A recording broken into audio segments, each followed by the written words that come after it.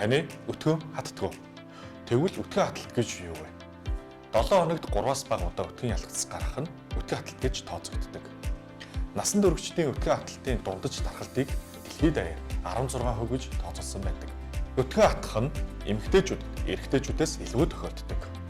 Өндөр настай эмэгтэйчүүд эрэгтэй хүмүүстэй харьцуулахад хүн төлбөрийн өтгөн хаталт илт ажиглагддаг. Эмэгтэйчүүд цэвэршилтийн өмнөх үед өтгөн хатах нь илүү их тохиолддог бөгөөд энэ нь эмэгтэй бэлгийн даваа түүний тэнцвэрт байдал хэлбэлцтэй холбоотой байж болох юм. Жирэмсний үед ялангуяа сүүлийн саруудад бэлгийн даврууд их хэмжээгээр нэмэгдэж, гидсний хөдөлгөөн багасж, механик даралтаас болж гидсний хөрвцөх хөдөлгөөн удаашрдаг тул өтгөн хатах эрсдэл өндөр байдаг. Өтгөний гарц удаашрах нь олон шалтгаантай байдаг боловч хамгийн түгээмэл шалтгаанууд нь шингэний хангалтгүй хэрэглээ, хөдөлгөөний дутагдал, буруу хооллолт, аял жуулчлал, жирэмслэл, гидс чочролын хав шинж, эмийн нөлөөнүүд байдаг. Тэгвэл байнгын өтгөн хаталт гэж юу вэ? Байнгын өтгөн хаталт нь гидсний завраас хамгийн түгээмэл тохиолддог эмэлзэм шинж. Энэ чиглэлийн судалгаануудаас харахад дэлхийн нийт хүн амын дунд 10-аас 25% тархалтай байдаг. Байнгын өтгөн хаталтыг эмчлэхгүй бол гарах ямар хүндрэлүүд байдаг вэ?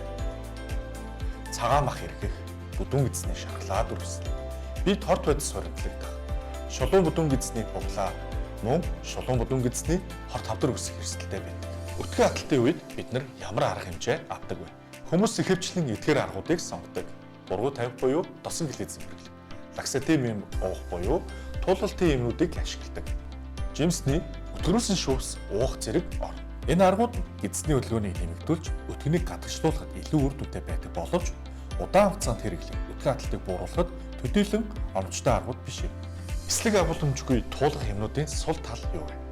Хэд их тунгаар хэрэглэх нь хүн хэлбэрийн шингэн алдалт үүсэх боломжтой. Электролит ба эрдэсийн тэнцвэргүй байдлыг үүсгэдэг.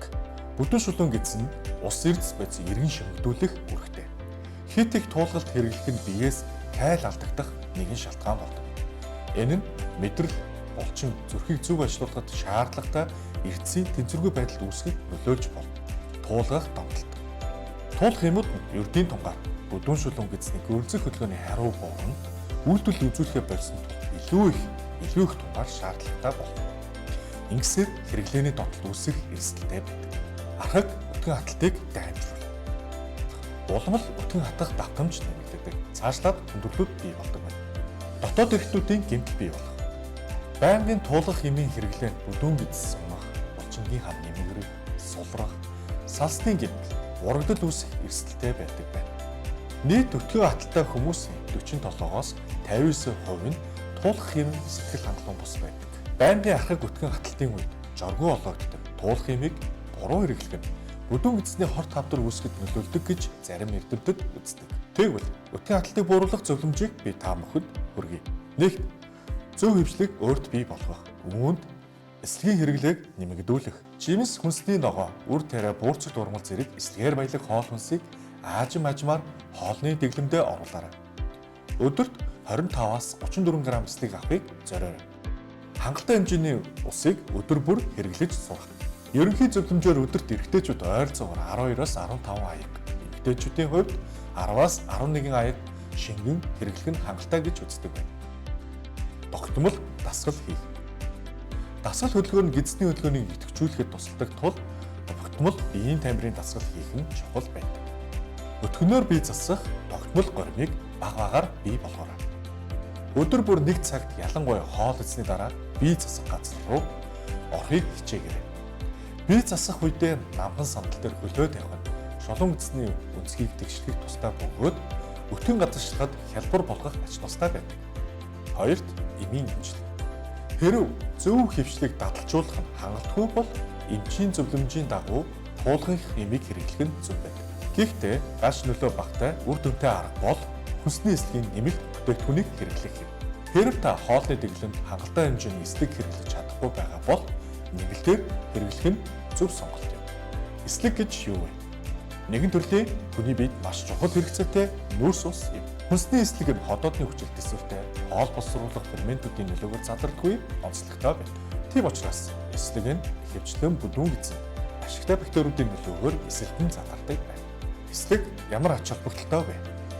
Эслэг хэрэглэх нь биологийн үндсэн хоёр ач холбогдлыг үзүүлдэг юм. Нэгт эзний хэвийн бичил орчныг бий болгоход тусалдаг. Эслэг бол ашигтай бактерийн үндсэн хоол болох пребиотик юм. Тиймээс эзний ашигтай бактерийн хэмжил төрөл зүйлийг өсгөхөд эслэгийг ашигладаг байна. Хоёрт бифидогений хүчин. Эслэг нь бифидобактериар эсвэл бусад ашигтай бактериар задарч богино гинжид өөхний хүчлийн хэмжээг нэмэгдүүлдэг.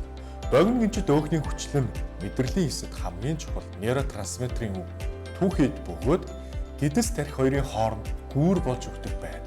Тиймээс та эслэгээр баялаг хоол хүнс, нэмэлт хүнсний эслэг хэрэглэх нь таны тарих мэдрэлийн хэвийн үйл ажиллагааг хангах, сэтгэл санаа тайван байлгах, цаашлаад стресс бууруулах ач тустай байдаг байна. Богино гинжид өөхний хүчил хүний өтгөн хаталтанд хэрхэн нөлөөлдөг вэ? Эслэгийн задралаар бутират, пропанат, ацетат гэх богино гинжид өөхний хүчлүүд үүсдэг. Бутират гэх богино гинжид өөхний хүчил нь өдгөний осмос саралтыг эсгэж өдгөнийг зөөлөх, гадагшлахад хялбар болгодог. Мөн бүдүүн эзний мэдрэлийн төсвөлийг идэвхжүүлэн эзний гөрөлцөх хөдөлгөөнийг нэмэгдүүлдэг.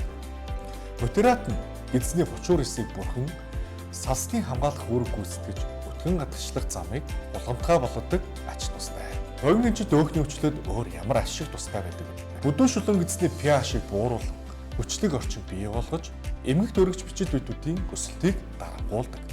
Мөн pH орчин буурах нь эрдэс кальцийн эргэн шимтгэлтийг нэмэгдүүлдэг гэж үздэг байна. Хүнсний нэмэлт эслэгийг удаан хугацаанд хэрэглэх нь бүдүүн эзний шүүрлийг нэмэгдүүлж, бодис сэлцэд эргээр нөлөөлж, хоолны туршлагыг бууруулах, жим барих, чихрийн шүжин өвчин санаар нөлөөлдөг байна. Дэлхийн нийтээр хамгийн өргөн танигдсан хүнсний эслэгийн нэмэлт бол инулин юм. Гэхдээ сүүлийн үед хамгийн сайн задардаг Actilite брендийн эслэгийг хэрэглэх болсон. Энэ нь чихрийн нишингээс гарган авсан эслэг байдаг бөгөөд богино гинжид фруктойлигоос агуулдаг онцлогтой.